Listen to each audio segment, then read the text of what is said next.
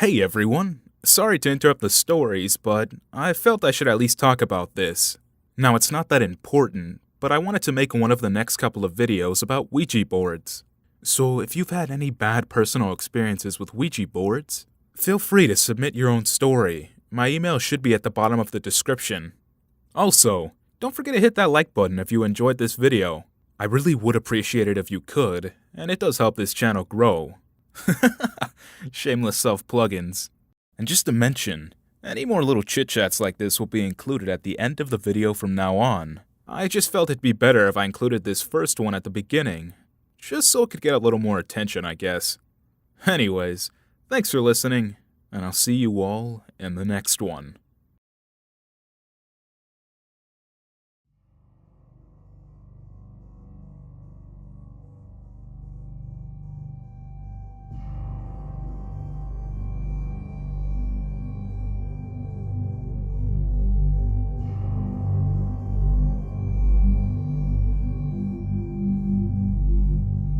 It was 2012, and my best friend Hannah had convinced me to join her on a weekend trip up north.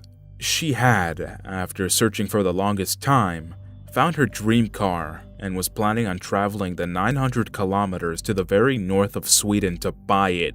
It was a second-hand two-door Suzuki Vitara in a purplish kind of color, and I must admit, I didn't share her obsession with it. But with her being the closest thing to a sister that I would ever get, I was happy to join her nonetheless. Hannah and I have always had each other, from the cradle and onwards, sharing each other's love for adventure. We have traveled the world together. At the time this happened, we were both 21 and had recently returned from a trip in Asia. The man who was selling her the car had agreed to meet us at a small airport in Umeå. When we arrived shortly before lunchtime, it had started to snow heavily, the first snow of the season no less. The parking lot was almost empty, and when I saw the man standing outside the Vitara, I felt immediately concerned. He was dressed like a hunter. A lot of people in this area of the country live a lifestyle with hunting and fishing, so there wasn't much off about this, but still, there was something about him that made me uneasy. He was nice though, smiling and waving to us, shaking hands with both of us before walking us around the car and pointing out all the tiny little flaws. He also showed us the work he had done to the car and showed the paperwork from the recently done engine repairs. He made the impression that he didn't want to hide anything. On the contrary, he made a show out of being very forthcoming and honest. The snowing had now intensified, and we were getting extremely cold. He opened the car door for us and said, "I got the paperwork at home. Let's close a deal over some coffee." Against all my instincts, I climbed in after Hannah, both of us now trapped in the back seat. I had no reason to feel threatened by this man who had been nothing but pleasant to us, other than the alarm bells ringing off inside my head. I couldn't tell what it was that was making me feel this way, but there must have been some signs that something was wrong, something that my subconscious tuned into. The man was constantly talking. Funny, since people from the north of Scandinavia are famous for never speaking a word more than absolutely necessary. He showed the stereo, told us about the features of the car, about the places we drove past, about the wildlife and the nature. There was never a silent moment. After about 20 minutes, I started to notice that we were in no way moving in the direction of civilization. Instead, it seemed that we were moving further and further into the vast wilderness. It struck me that he had us in the back of a two-door car, driving us into unknown territory, and no one knew where we were. I then looked at Hannah, who had happily been listening to the man telling stories about the area, and I noticed that she didn't look worried at all. Maybe I was just overreacting. We drove past a group of people standing by the side of the road, hunters planning their day or taking a break maybe. This truly was a different Sweden compared to the city. The car finally stopped outside a small wooden cottage with no neighboring houses, apart from a small cabin that we drove past a few hundred meters down the road. But even that looked to be empty. We followed the man inside. He was still talking non-stop, and continued to do so until the moment the door closed behind us. Hannah kept asking things about the car, and I could sense that her voice had a new undertone now, a thin, sharp tenseness that made me wonder if she too had started to feel that something was not right. "I'll put the kettle on," he said, and as he passed us to go into the kitchen, he let his hand touch Hannah's hair, and he smiled smugly. "May I use the bathroom?" I asked politely, and made my way to the door with a little red heart on. I was washing my hands when I saw something in the stained bathroom mirror. Something was hidden behind the water cistern. I pulled out a rolled up plastic folder, and as I turned the pages, I felt my blood run cold. It was very violent porn pictures that looked to have been cut from a magazine. They looked to have been glued to the paper, surrounded by cutout pieces of handwritten text. Put together, it made a horrifying story about how a woman was lured into a car with a promise of getting to buy the car cheaply, and that it quickly turned into a horror story. I know this will sound silly, but when we traveled together, Hannah and I had a code word for whenever we felt it was time to get out of a situation. We never needed to use it until now. We just joked about it, but this is when it came in handy. I walked out of the bathroom and looked at Hannah and said, "Potatoes. We forgot to buy potatoes. And that's too bad because, good God, we need some." The look on my face must have told her about the situation and how it was no joke, and she said, "Oh, we should get some as soon as possible." "The sooner the better," I replied. Hannah, always pretty and charming and capable of great acting, casually walked over to the man in the kitchen, tapped his shoulder and said, "Excuse me, but I was wondering if I can go have a quick look at the cam belt." He huffed something about it being in good shape and handed over the keys. We got into the car and sped off faster than the weather strictly speaking allowed. We left the car at the airport and hoped we hadn't made a terrible mistake. What if he reported it stolen? It would be embarrassing to explain to the police, but nothing like that happened. He didn't follow us. He didn't report it in. We had to take the train since we had no plane tickets. The original plan had been to take the car home, but we didn't want to linger close to the airport in case he came looking for us.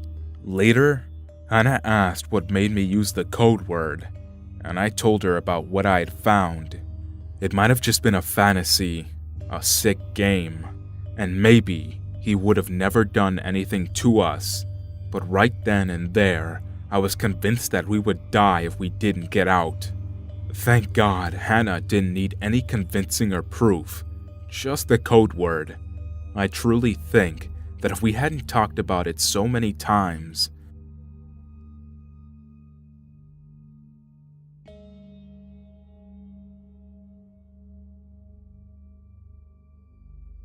Okay, so for a bit of background, I was about 9 at the time and was very naive. I was visiting my cousins who used to live in a small town with mostly farms and suburbs. We were all bored and decided to walk to a park about a mile away and play baseball.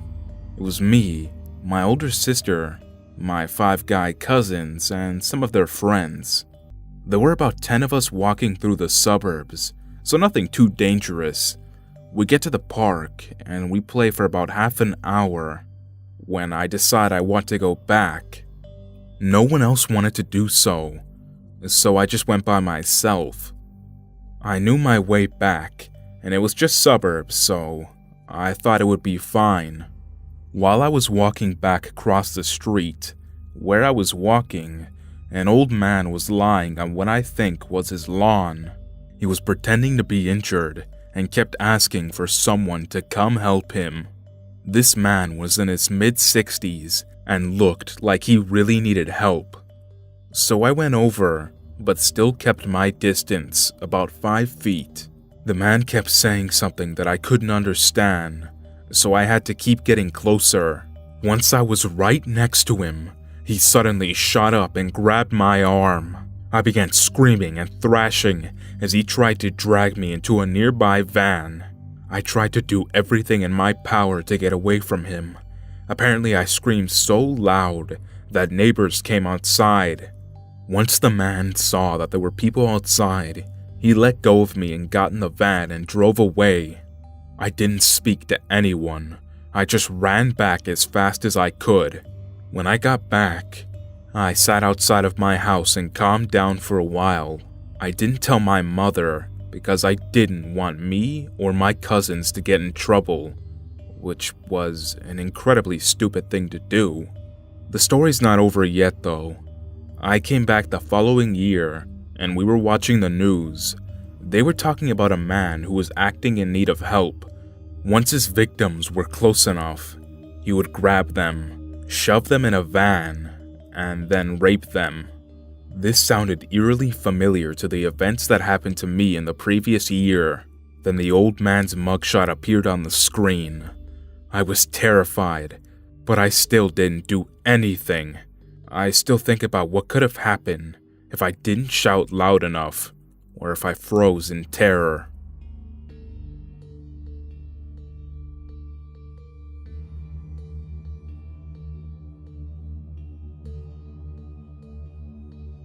In August, I moved into my first apartment. I had just graduated from university and was offered a job as a teacher and was well on my way to figuring out this whole adult life.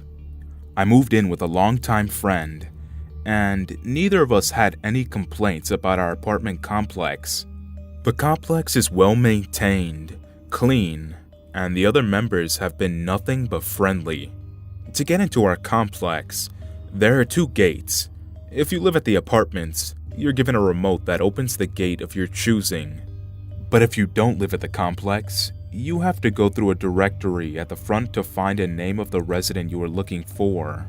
Once you have found the resident's name, it appears as the last name, first initial.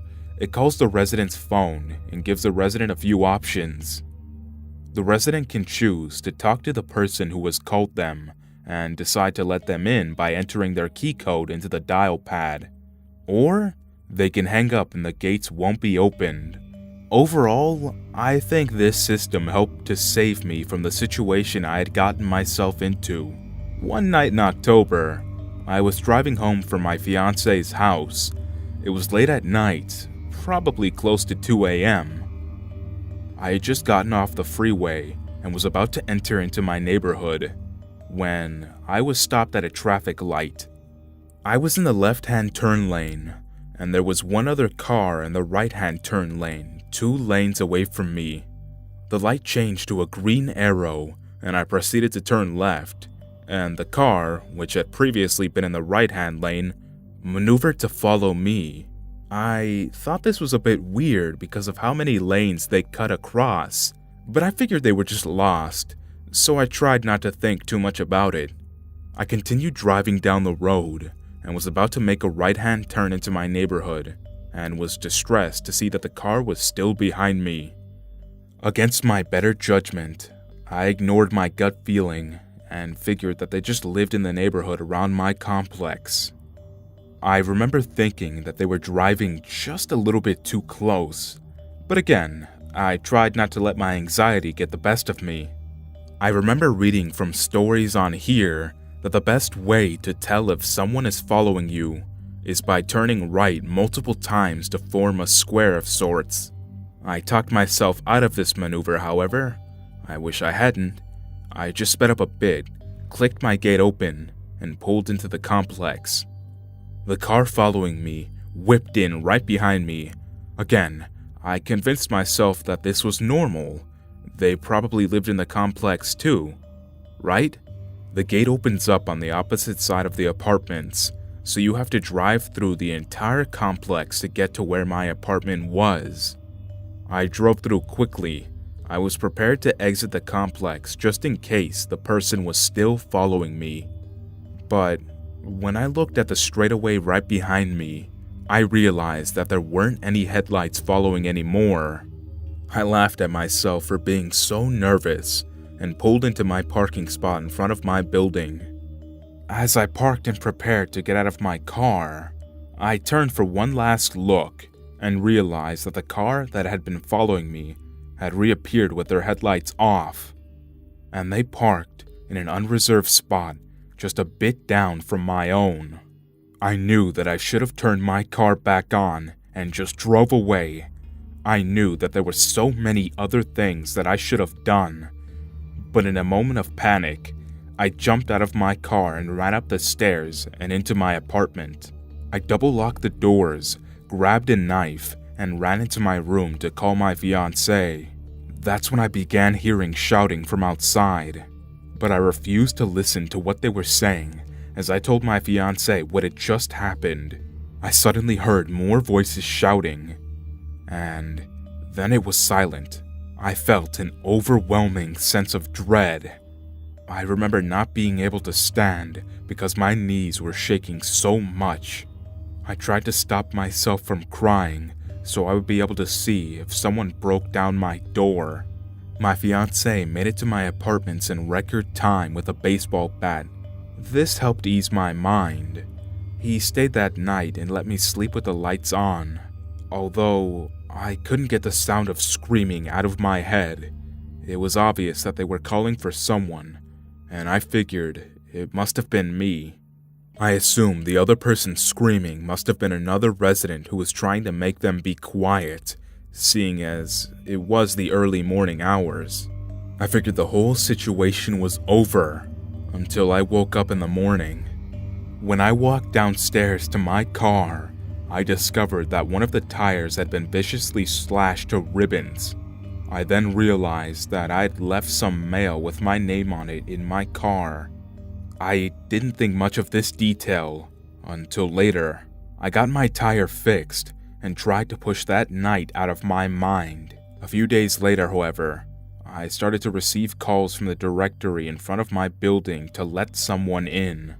I honestly wasn't expecting anyone, so I answered and asked who was calling for me. I was met with silence, so I hung up and didn't grant access to the complex. Later on, I was called again, and the same procedure was repeated, but again, there was no answer. This went on for days. They called obsessively from the call box directory for days. Eventually, I snapped on the phone for them to tell me who they were, and a man answered. He told me that he lived in the complex and needed to be let in because he lost his keys. He then told me that he lived in the apartment next to me. I knew the family who lived next to me. It was a woman with 4 children, but no man, and if he really did live there and lost his keys, he wouldn't have been able to call himself to open the gate. I told him that I didn't believe him and hung up just as he started screaming at me to let him in. The calls continued. Finally, I had had enough. I marched to the office the next day and asked them to take my number off the directory. This way, the man was unable to call me now, and I could feel at peace. I warned the office about the man who had damaged my car, and they increased security rounds in the complex for a few months. As anticlimactic as it is, that was the last contact I had with that weirdo, thankfully. I know I had wrongfully handled the situation by not listening to my gut when it told me that this was trouble. I allowed someone to follow me, learn my name, and they were able to torment me for weeks before I finally took action. I'm just thankful to my fiancée and the staff at my apartment for helping me to stop this creep from contacting me.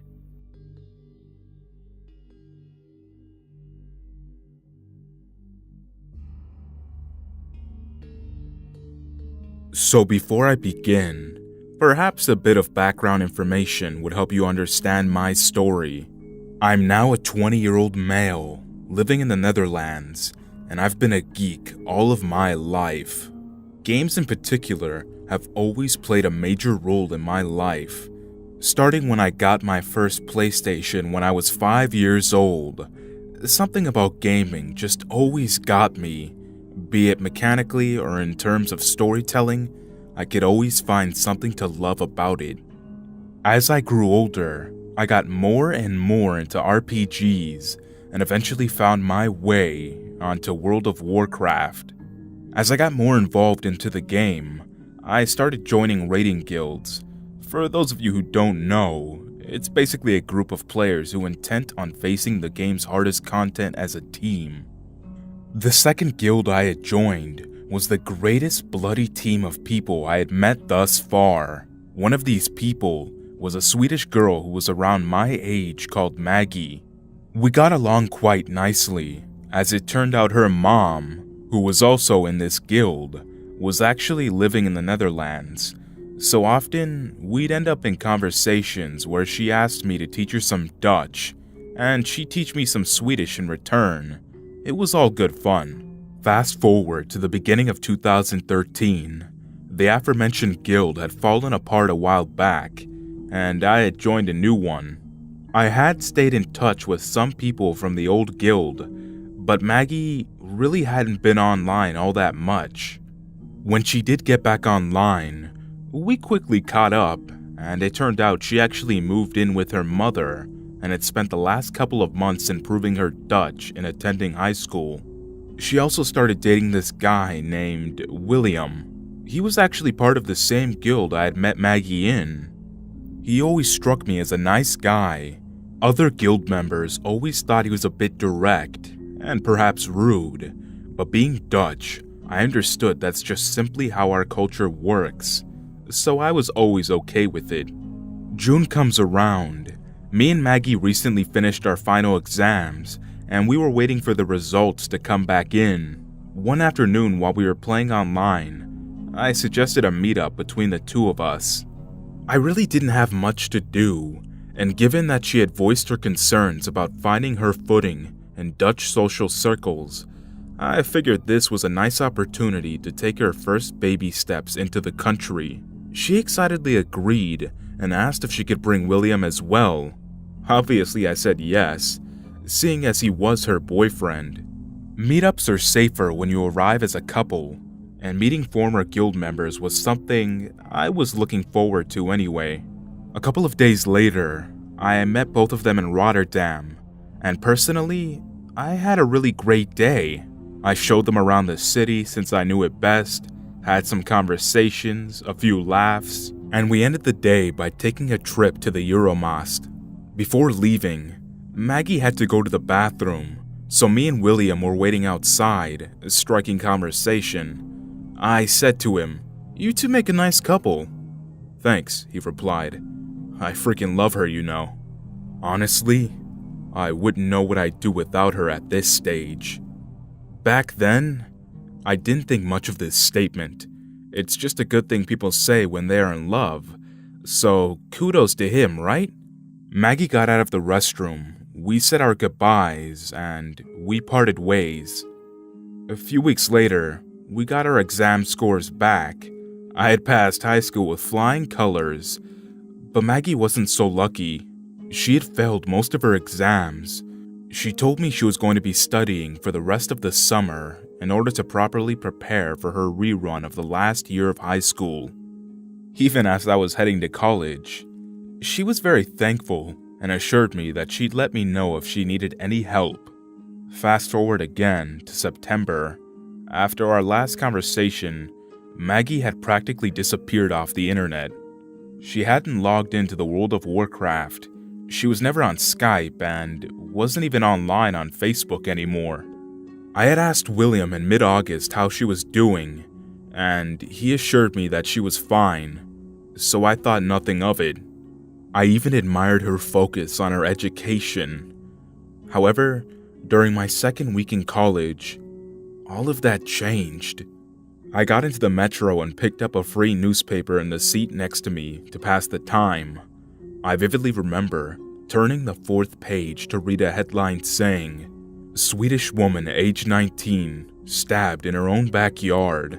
It took me a few seconds to even realize that she lived in that city now, and that she was 19. Even though the article didn't mention a name, I grew very concerned and quickly sent her a message asking if she was okay. The rest of the day went by, and I had heard nothing from Maggie. I eventually figured that if anything had happened to her, people would most likely start posting things on her Facebook page. Concerned and scared of what I was going to find, I started typing her name into the search bar of Facebook. Sure enough, it was already filling up with the messages from people who had heard that she had passed away from her injuries. After inquiring with some other former guild members, I learned that William had stabbed her.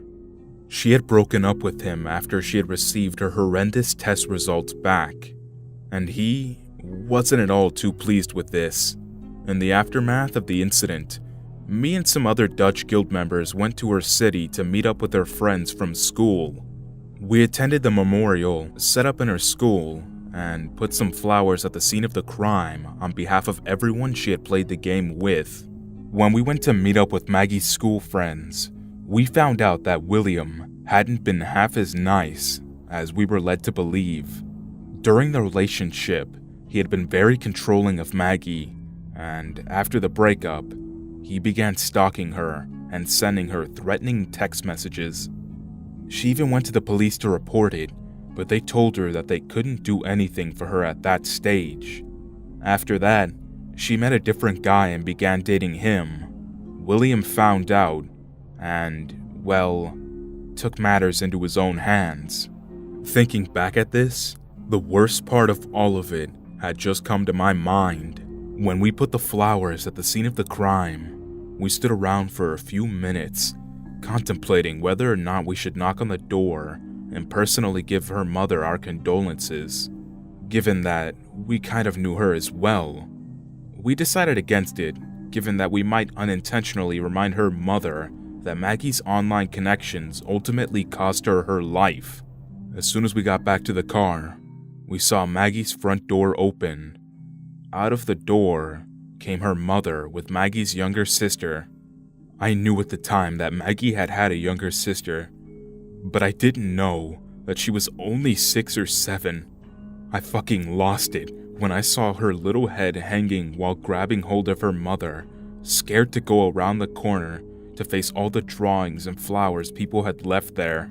In writing this post, I found a very recent article that said William is most likely going to go to prison for 20 years. Honestly, I fucking hope you never make it out of there.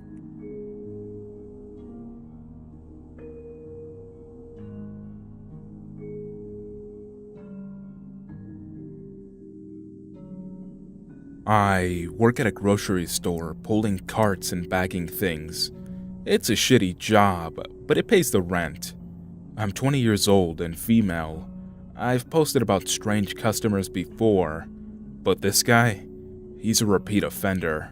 This has been going on for about 6 months. It was about 6 months ago that I was standing in the liquor section, which those who were under 21 usually weren't allowed to go into, unless they're working, which I was. I was dusting the bottles and making sure that the display looked nice. A man, about 10 or so years older than me, entered the section and asked me to recommend him something. I answer and tell him that I'm only about 20 and therefore know nothing about alcohol. Yes, I've had it before, but I know jack shit about what's good and what isn't. He then frowned when I told him that. You sure you're not 21? He asked. I said, yeah, I'm sure. That's a shame. He says, I could show you a good time if you were old enough. He then winked at me. I just kinda laughed awkwardly, not knowing what to do. Then I pretend someone needs me over in another section and scurry off. I brushed it off, thinking that this would be the last time I ever heard from him.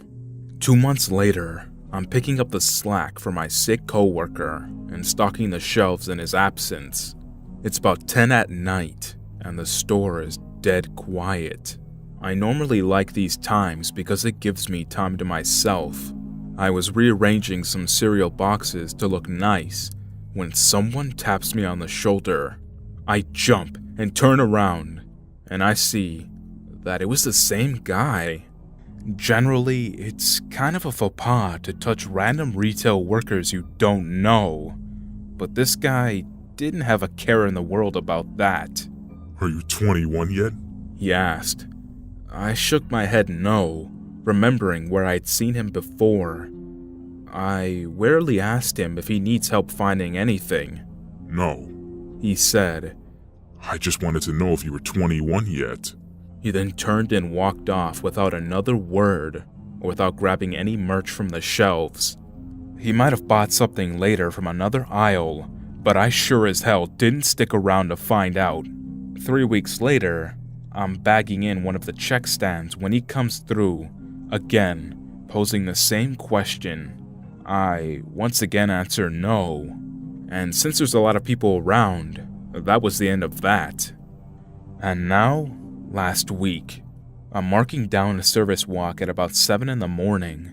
Basically, that means I walked to the store and made sure that there were no messes or safety issues. I'm at the customer service desk alone, and my back is turned. I hear someone clearing their throat, and I turn around. Guess who? Are you 21 yet? He asked. He was staring intently at me this time, like he was trying to will me to suddenly be 21. I once again answered no, and he scowled at me. Are you sure? He asked again. Oh yes, I'm quite sure, thank you very much, I said to him. Thankfully after this, my manager swooped in to take care of what he needed, which was a lotto ticket, and I got the fuck out of Dodge. I've told my managers about this dude, and they don't seem to really care. For now, he hasn't done anything except creep hardcore. But I worry.